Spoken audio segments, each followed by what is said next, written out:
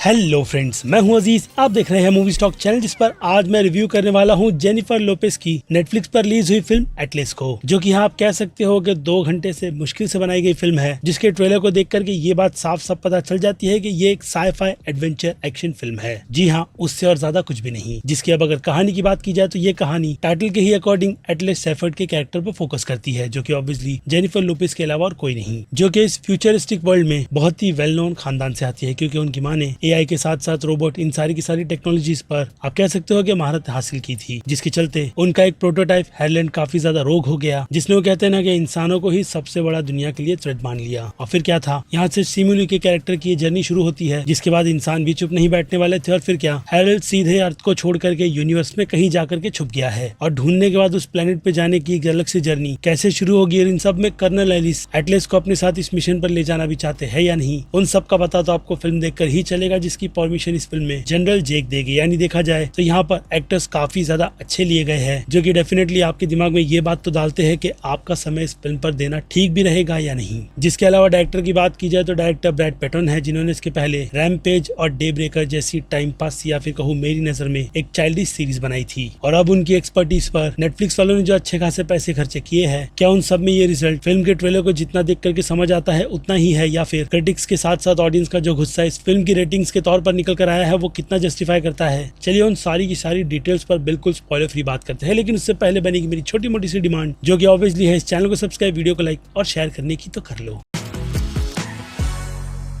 So friends, तो ये बात किसी से नहीं छुपी कि इस फिल्म के रिव्यूज बिल्कुल भी अच्छे निकल कर नहीं आए हैं, और वहीं ऑडियंस मेजोरिटी इस फिल्म को उतना भी ज्यादा अच्छा नहीं कह रही। जिन सब पर अगर मैं अपना टेक दूं तो वो काफी ज्यादा सिंपल रहेगा, क्योंकि ये फिल्म अपने इस फॉर्मूले पर कुछ नया ना खेलते हुए हॉलीवुड की उन ब्लॉकबस्टर फिल्मों की याद दिलाती है जो आज भी लोगों के दिमाग में बसी हुई है, खास करके टर्मिनेटर, अवतार और एज ऑफ टुमारो जैसी अमेजिंग फिल्में। तो फिर क्या था, उसी पैटर्न को लेकर के इस फिल्म ने जिस तरीके की खिचड़ी तैयार कर दी है, वो मेरी नजर में वन टाइम वॉच के हिसाब से तो ठीक ही है, जिसकी हिंदी डबिंग भी अच्छी है और आप फिल्म को फैमिली के साथ भी करके देख सकते हो। लेकिन हाँ, एक शर्त पर कहूंगा कि आप जेनिफर लोपेज की कैरेक्टर की थोड़ी सी एक्टिंग को इग्नोर कर देना, वरना वो कैरेक्टर जितना इस फिल्म में उस एआई को परेशान करता है वैसे ही आपको करेगा, जिन्हें छोड़ करके फिल्म के विजुअल्स और सीजी भले से ही थोड़े बहुत लैग क्यों ना करते हो, लेकिन फिर भी कहूंगा फिल्म वन टाइम वॉच के हिसाब से इतनी भी ज्यादा बुरी नहीं जितना इसे क्रिटिसाइज किया जा रहा है। यानी ऑलमोस्ट 2 घंटे की लेंथ की फिल्म अपनी शुरुआत से लेकर के अंत तक के पेस पर किसी भी तरीके का सस्पेंस तो नहीं रखती, और ना ही अच्छे से अच्छे एक्टर्स को लेकर के उनसे अच्छी एक्टिंग निकलवाती है, क्योंकि देखा जाए तो फिल्म का पूरा फोकस जेनिफर लोपेज पर ही था, जिसके चलते बाकी पूरी कसर इस फिल्म की ऑब्वियसली सीजीआई डिपार्टमेंट ने संभाल रखी थी, क्योंकि स्टोरी टेलिंग का विजुअल कुछ उसी हिसाब से हमारे सामने दिखाया जाता है। और अगेन उन सब में भी ये फिल्म काफी प्रेडिक्टेबल सी स्टोरी को लेकर के कुछ भी नया प्रोवाइड नहीं कर रही, जो उन ऑडियंस के लिए बहुत ही ज्यादा बेहतरीन होगा जो लोग इसी जॉनर की कई सारी फिल्मों को मिस कर चुके हैं। लेकिन मैंने इस जॉनर की कई सारी जो फिल्में देख रखी है, फिर भी कहूंगा, जो कि मैं शुरुआत से ही कह रहा हूँ कि ये फिल्म उतनी भी ज्यादा बुरी है नहीं जितना इसे क्रिटिसाइज किया जा रहा है। हालांकि पैटर्न घिसा पिटा सा है, लेकिन अगर आप अपने खाली समय में एक टाइम पास सी फिल्म देखना चाहते हो, वो भी अच्छे स्टार्स के साथ, तो एटलीस्ट उस कैटेगरी में बिल्कुल फिट बैठती है, जिनकी अब ज्यादा बात कर भी कोई मतलब बनता है नहीं, क्योंकि फिल्म घिसे पिटे कॉन्सेप्ट पर काफी ज्यादा एवरेज ही है। इसलिए इसका डायरेक्शन, बीजीएम, कलर करेक्शन, ये सारी की सारी चीजें भी ऑब्वियसली एवरेज की कैटेगरी में ही आएगी। लेकिन रेटिंग की बात की जाए तो एक्शन इस फिल्म को 5 में से कहीं ना कहीं 3 स्टार तो दिलाते ही है। बाकी कॉमेडी के लिए भी ये फिल्म 5 में से 2 स्टार डिजर्व करती है। तो वही बात की जाए ड्रामा की, तो ड्रामा के लिए मैं इस फिल्म को एफर्ट के मामले में 5 में से सिर्फ 1.5 स्टार की ही रेटिंग दूंगा। जिसके बाद बात की जाए फिल्म के सस्पेंस की, तो अनफॉर्चुनेट 0 से आगे बढ़े तो सीधे आती है कैटेगरी हॉरर थ्रिल की, जिसमें ये फिल्म हॉरर तो है नहीं, लेकिन थ्रिलर की थोड़ी बहुत लाज बचाते हुए 5 में से आधे स्टार तो डिजर्व करती है।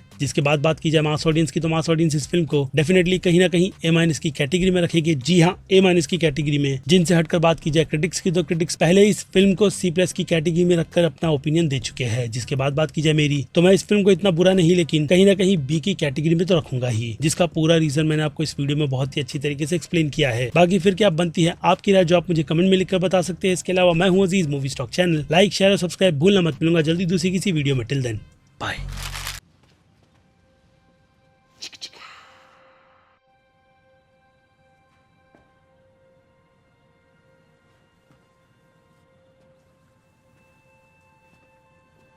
You're still here. It's over. Go home.